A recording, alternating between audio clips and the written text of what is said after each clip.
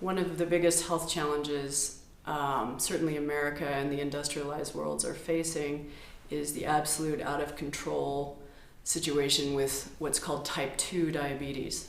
There are different kinds of diabetes, and type 2 is the one that is rampant now.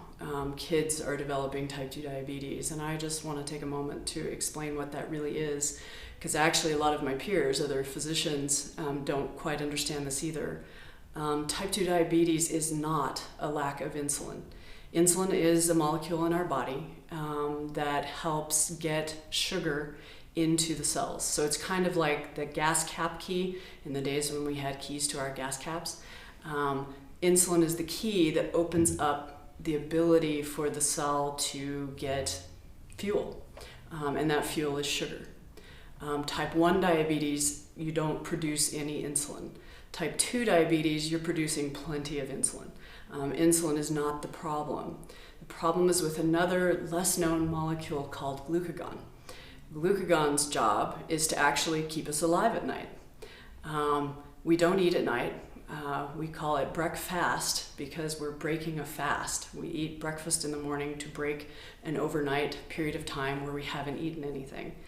Our body, our brain especially, needs sugar.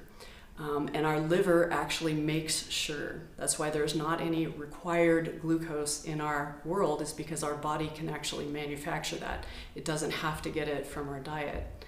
Glucagon's job is to actually stimulate the liver to produce sugar.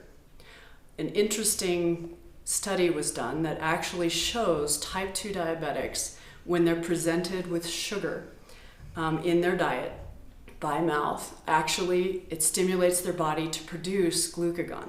Now, if you think about that, that doesn't make much sense. Why would you, in response to sugar, actually produce more sugar? Well, I love ancestral health. We actually inherited these bodies from our ancestors. So let's all transport ourselves back to 1,000 years ago, and we've got Susie, who has the tendency, it's actually a genetic thing that we inherit, for type 2 diabetes. I actually have that in myself, the ability to be a type 2 diabetic. Now, Susie, back 1,000 years ago, they're playing, and they're young kids, and they're actually playing out in an apple orchard. And it's the end of the season, it's headed toward winter, and the apples are all, the harvest is here.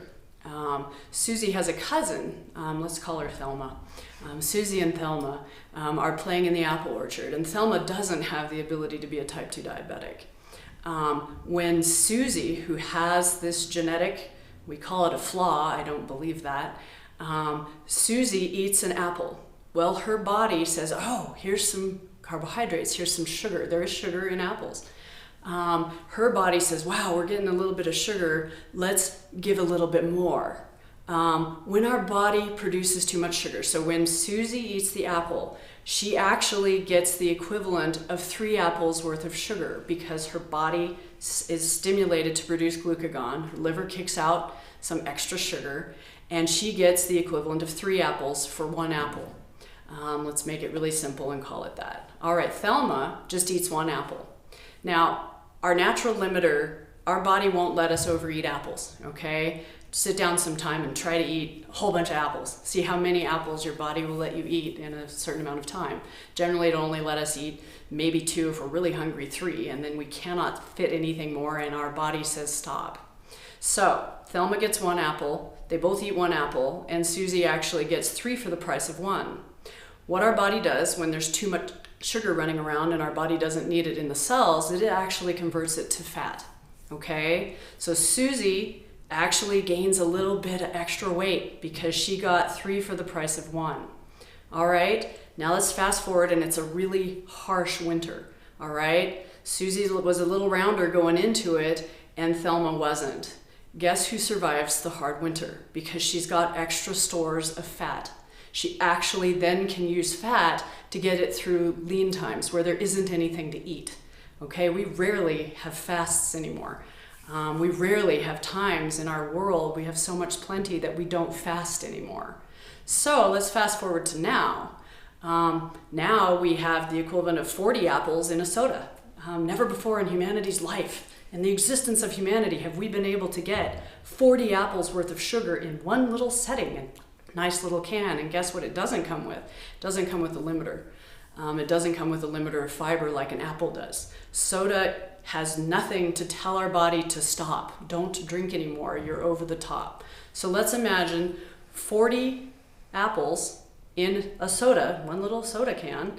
And let's imagine Susie's ancestor, who's also conveniently named Susie, drinking 40 apples. Well, her body multiplies that. So she ends up with the equivalent of 120 apples. That is so far over the top, it's not even funny. But in the history of humanity, we've never had the ability to consume anything near 40 apples. So it's a brand new jungle, and it's killing us. And that's why type 2 diabetes is out of control, is it used to actually be an incredible adaptation for feast and famine societies, such as Native American cultures in the United States. It actually helped them to survive because there were times of great feast, the harvest, and there were times of great famine, the hard winter. And type 2 diabetes was actually beneficial to our ancestors. That's why it's so predominant, and that's why now that we have this incredible ability to consume sugar, that it's caused disease. It's actually not a disease. You're not broken if you have type 2 diabetes. This is very easily fixed, but you have to understand why the things that are going on in your body aren't out to get you, and that actually you can be proud of your heritage.